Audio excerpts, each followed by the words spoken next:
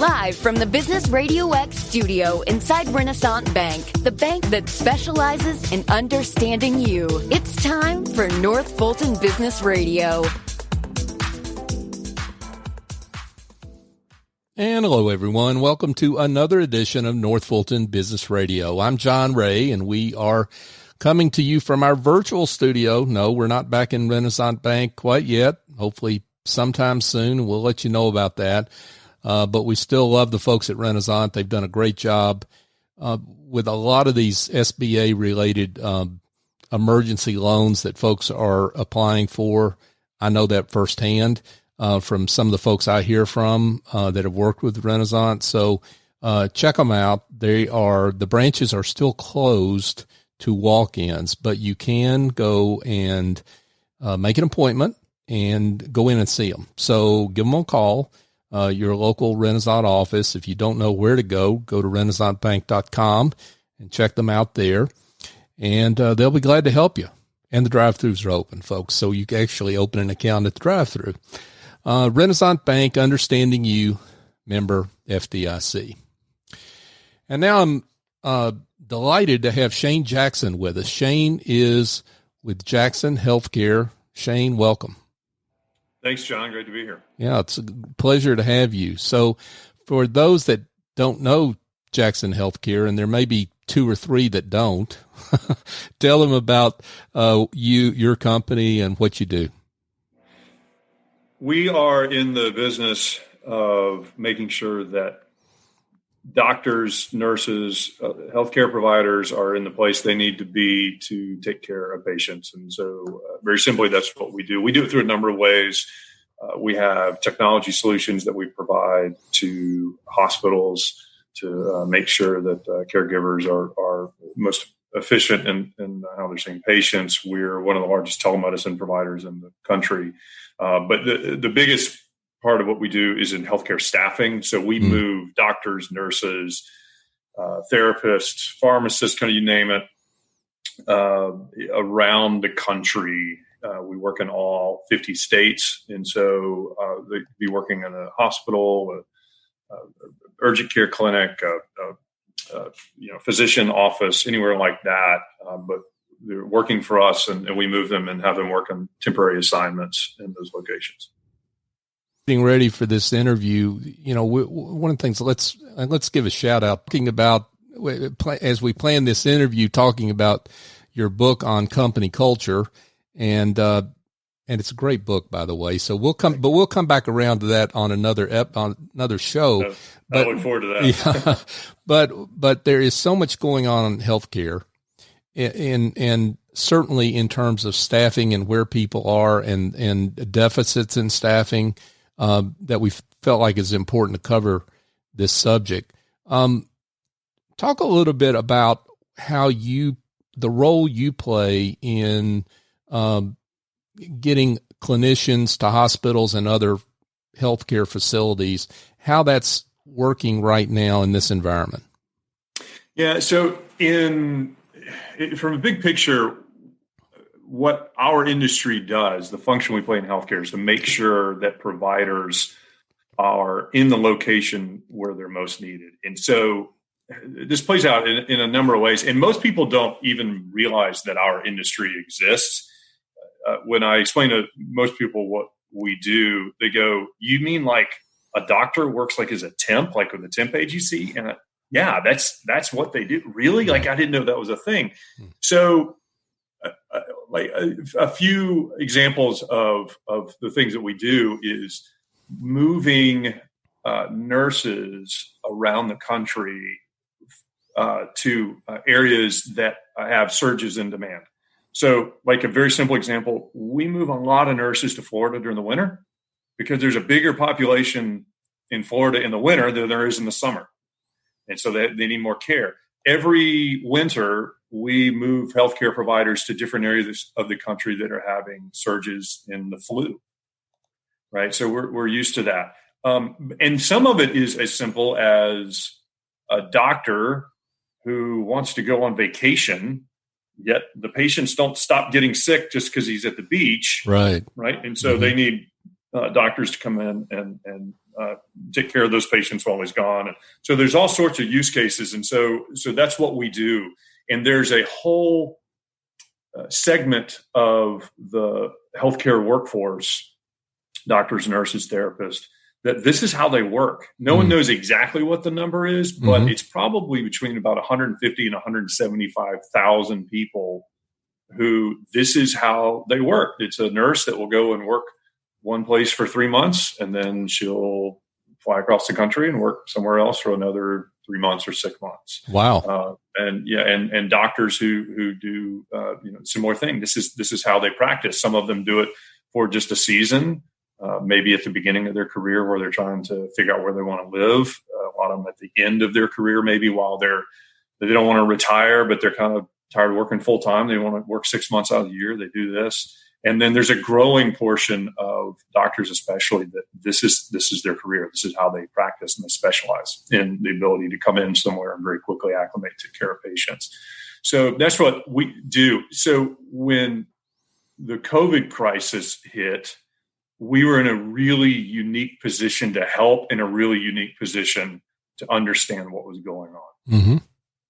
The first thing that hit us was, as everyone started hearing about, at first some facilities voluntarily, and then at the direction of the federal or state governments, canceling elective surgeries. And a lot of people didn't realize really what that meant. Well, it meant that everyone whose job revolves around the OR, so surgeons and anesthesiologists and nurse anesthetists and OR nurses and surgical techs and all these people that work around the OR, what it meant was they were all out of a job basically overnight. And so that's a big part of our business is working with those types of medical providers. And so we started seeing over the first 2 to 3 weeks of March, really most of March, just a lot of those doctors and nurses being sent home. They're out of work. They couldn't do anything. And we know why this was done. It was done to be able to save PPE, to be able to free up beds for potential surges of patients and that sort of thing. But it created a huge disruption in the healthcare workforce. The next thing that happened then was we saw the hotspots coming up in places like New York, in places like New Orleans and Michigan. Seattle was the first one. Here locally in the state of Georgia, Albany was the big one that we've had. Sure. And so there was this incredible demand for anyone who could work with critical patients. And so these are critical care doctors, intensivists, critical care nurses, respiratory therapists. You probably remember hearing a lot about how many of these COVID patients had to be on ventilators. Respiratory therapists work with patients who have been on ventilators. And it was just an incredible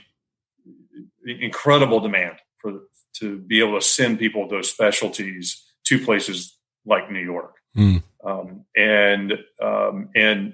Got to the point where, there's only so many critical care doctors in the country. And so we were having to move them all over, and can talk more about that.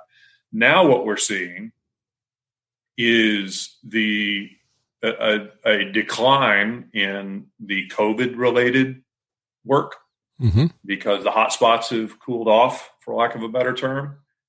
And, but yet the rest of healthcare hasn't gone back to work yet. And so it's just ironic that we have, in the midst of a global pandemic, the highest healthcare unemployment in our history. Thousands, probably millions of doctors and nurses have been furloughed, laid off, that sort of thing, and are just waiting for healthcare to restart. There's probably not 1 out of 50 people you could pull off the sidewalk in North Fulton that would believe that healthcare unemployment is as high as you represent. I mean, because that's not the perception. No, it's not. And I can't tell you, even the ones that are people are still working, how many have been asked to take pay cuts, and that sort of thing. And it's pretty incredible. I mean, what people have seen on TV for the last 2 months are images that have been out of hospitals in New York, or images out of places like Phoebe Putney and Albany, where they just got overwhelmed, and they have images of patients in beds lining the hallways because they didn't have anywhere to put them. And we have seen so many interviews with these amazing doctors and nurses who voluntarily went into these places to treat these incredibly sick patients who had this disease that we didn't understand, that we were all afraid of, that especially at first, back in March, beginning of April, we didn't really know how to treat yet. And we had just so many stories I can tell you of the thousands of these providers that work for us who volunteered, left their family, traveled across the country to go in and take care of some of these patients, many of whom ended up getting sick themselves. And it's incredible, and those people should be celebrated. You mentioned before we got on the air about the hashtag healthcare heroes. Right. They are heroes. Like, I don't want to take anything away from that. Sure.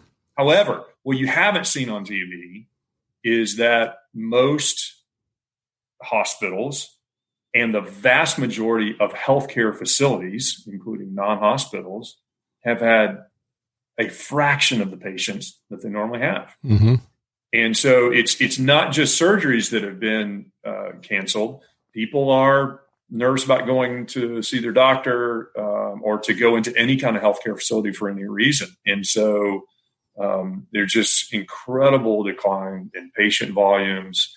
And it's a real challenge for the people that work in that industry. Healthcare typically has the lowest unemployment of any industry in our country.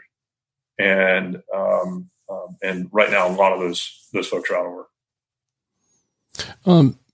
Folks, if you just joined us, we're speaking with Shane Jackson. He's president of Jackson Healthcare. And Shane, it's not just hospitals. As we were discussing before we came on, it's more than hospitals. It's the family practice. It's the urgent care center around the corner. It's places in the neighborhood, shall we say, right? Absolutely. Yeah. Yeah. It's when we talk about healthcare, for most people, they think of hospitals, right? Like healthcare hospitals. And I think some of that probably we have TV to blame, ER and Grey's Anatomy and, all these shows that we've watched, they're all centered around the hospital. Mm-hmm. Well, it turns out that actually, a lot more patients are seen outside of a hospital setting than they are inside of a setting. And it's just like you just said, like even your physician practice. I mean, I talked to a pediatrician, this was probably 2 or 3 weeks ago now. And she said she has about 25% of the patient volume that she normally has. Mm. And so if you think about that, what that means is you've got a lot of people who are not getting their preventative care. You've got kids who aren't getting their vaccination shots, who aren't getting their checkups. We're hearing from oncologists and oncology practices that cancer patients aren't getting their treatment. This is happening all over, from psychiatrists and behavioral health centers, that psychiatric patients aren't getting their drugs and their psychotropic injections and those sorts of things. Mm. All of these things are not just causing a problem today. They're all going to cause more severe long-term health problems for our population. Mm-hmm. If your kid doesn't get vaccinated and then gets the measles, that causes a lot of problems, right? And so this has got longer term ramifications to it than I think people are realizing. It's not just about hospitals. It's certainly not just about hospitals in the hot spots. This is an entire healthcare system that is really kind of suffering being abandoned right now. Yeah, I think people see the pictures on television and think ventilators and COVID-19 treatment, and don't understand how the impact of COVID-19, what that's done to hospitals and healthcare providers generally, but the financial impact is significant, and maybe you can address a little bit of that. I mean, you touched on that with that example about the pediatrician that's at a quarter of their previous capacity. As you said, there's no business that can make money that way, none. So what are you seeing generally, though, with hospitals and other healthcare providers, and what's going to come out of all this?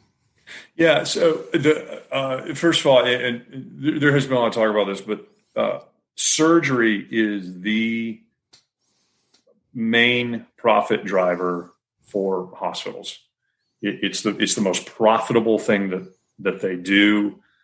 And then, you add into that the ambulatory surgical centers and all those sorts of things. It's an incredibly important part. And the patients that are coming in for COVID, there is reimbursement around it, but these are really sick patients that take up a lot of resources, and the reimbursement is not that great. Mm-hmm.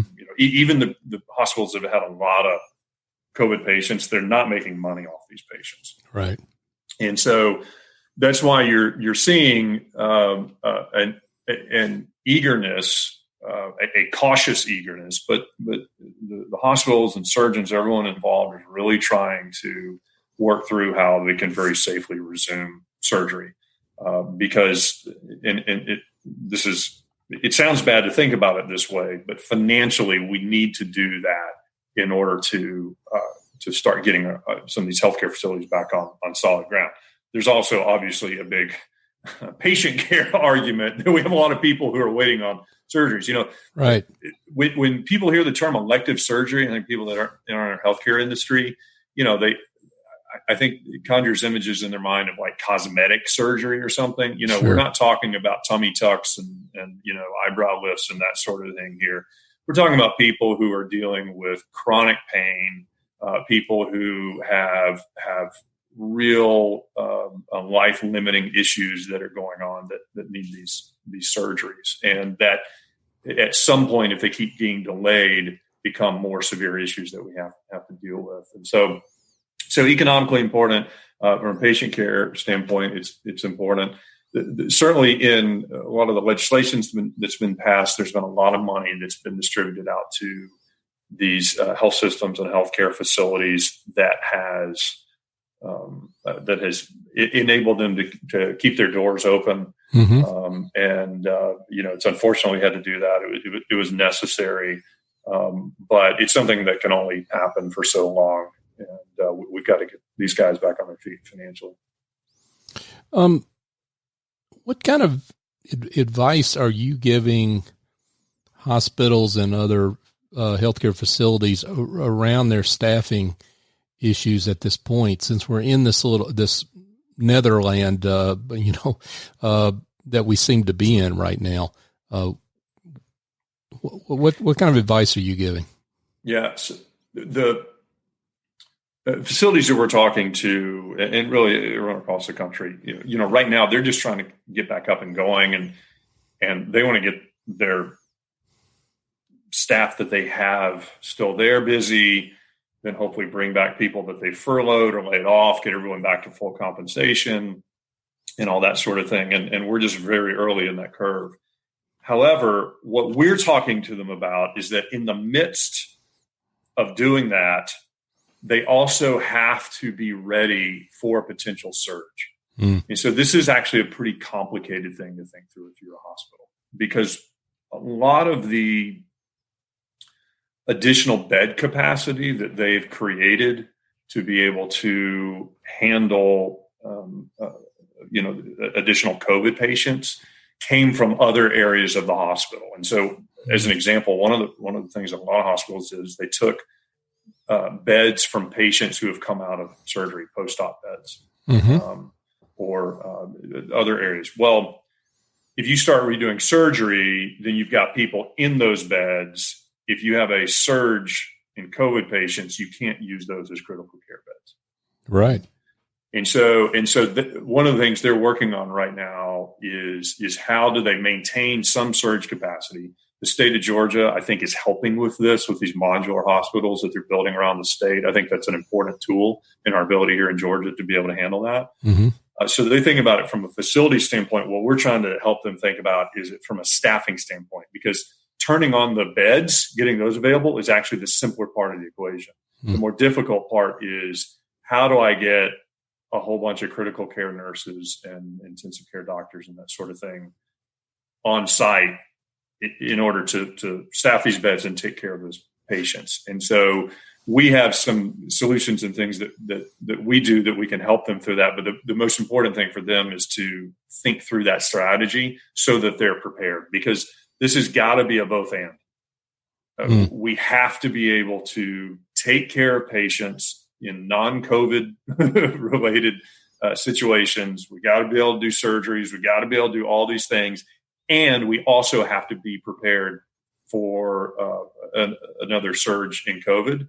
And that's what we've got to do. And so from a facility standpoint, we have to do that. But from a staffing standpoint, we have to have the mechanisms in place to do that. You know, I'm curious, we've talked a lot about the industry you serve, and I want to get to how you serve it, because you're, I guess, for lack of a better way to put it, you're really good at the logistics of people, right? I mean, moving people around the country.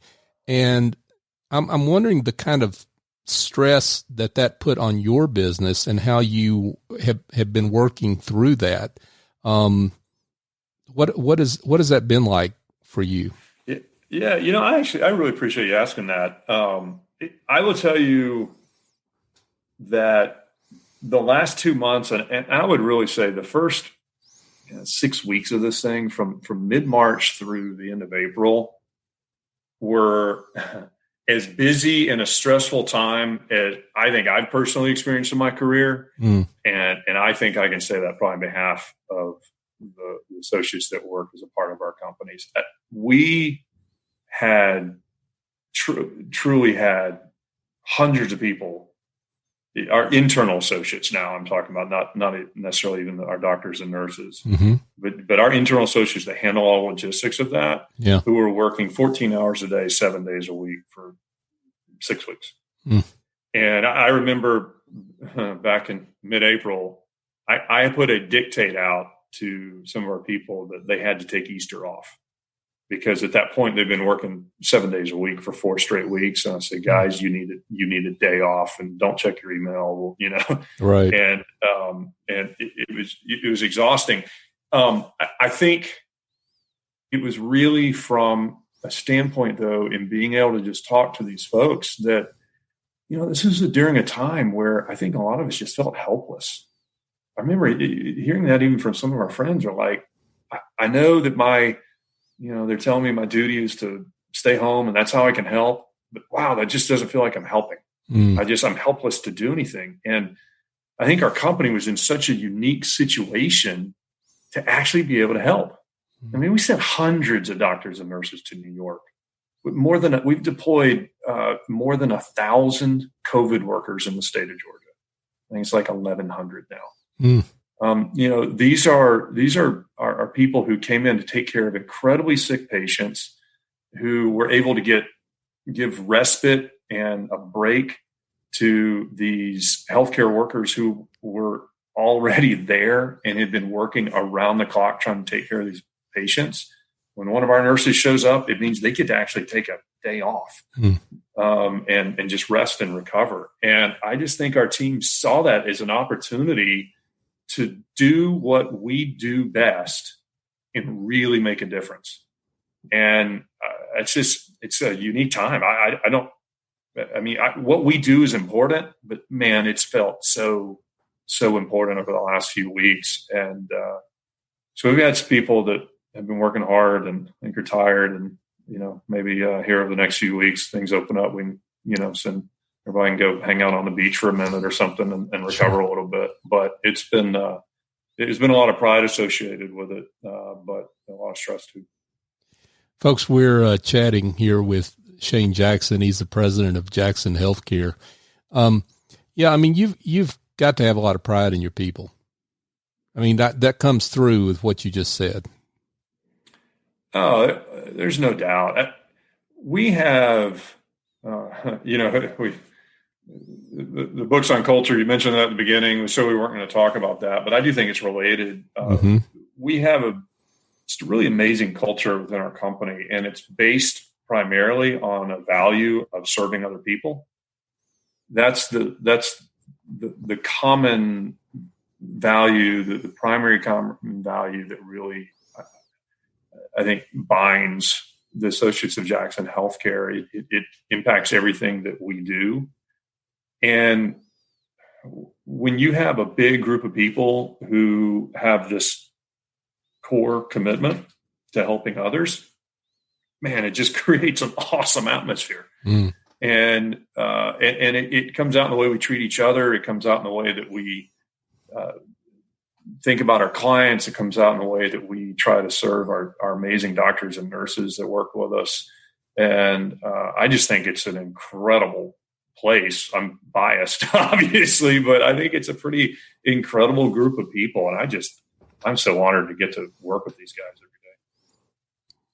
That's awesome.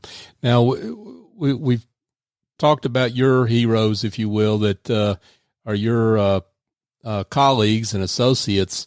Well, let's talk about you. You hear stories all the time, given where you sit, of heroism and positive stories from folks that are working on the front lines of this crisis. Maybe you can share a few of those. Yeah, I'm happy to. We have, it's almost hard to know where to start. As you said, we've deployed thousands of people now into COVID work areas where they're going to be working with COVID patients. And first of all, just some of the emails I've gotten and comments I've seen from people who were saying things like, look, I know this is scary, but this is why I became a nurse, or this is why I became a doctor. And I feel like this is the moment I was called for. And one who sent an email just saying, you send me the place you need me most. Pay me whatever you can pay me. I'm going there to take care of people. And it's just awe-inspiring. I'll tell you though, I'll tell you this story. This is probably my favorite one. And it's one of the things that happened right towards the beginning of this. So if you remember, the first place in the United States where really this broke out and we had kind of a hot spot was in Seattle, just south of Seattle, actually. Right. And that was in early March. And that was before it was really still on anyone's radar that this was going to be a national problem, and probably was the thing. Seattle was probably the place that made people realize that this was going to be an issue in the U.S. We had a doctor that we sent out to Seattle to work with COVID patients. And I think, if I remember correctly, he arrived there on March 2nd. Now, again, this is before we knew anything about this disease, this virus. And it was a really kind of scary situation to go into as a doctor. So he went in, worked with patients, sure enough, got exposed, had to self-quarantine in a hotel. At this time, tests were just, not available like at all. Somehow he was able to find a test for himself, got tested, and was positive. So couldn't travel. He was stuck in Seattle. He's from the East Coast. Stuck in his hotel for 3 weeks. He was sick, but his symptoms were relatively mild. And so he called us and he said, I can still see patients. And so we connected him via telemedicine with that facility so he could keep seeing patients while he was 3,000 miles from home, quarantined in a hotel room by himself, and kept seeing patients via telemedicine. And I just thought, man, doesn't that just tell you about the devotion that so many of our doctors have towards taking care of people? Yeah. And just a lot like that, but it's been inspiring. Wow. This has been great. And on the way out here, let's at least sideswipe culture. So because that's actually important right now. And folks, again, the book is Fostering Culture. Shane's book on culture in the workplace. There's a whole culture issue around folks that are suddenly working remotely, waiting for offices to reopen. What advice would you give business leaders out there that are dealing with a sudden change in company culture? What drives a culture is the common values of that group of people.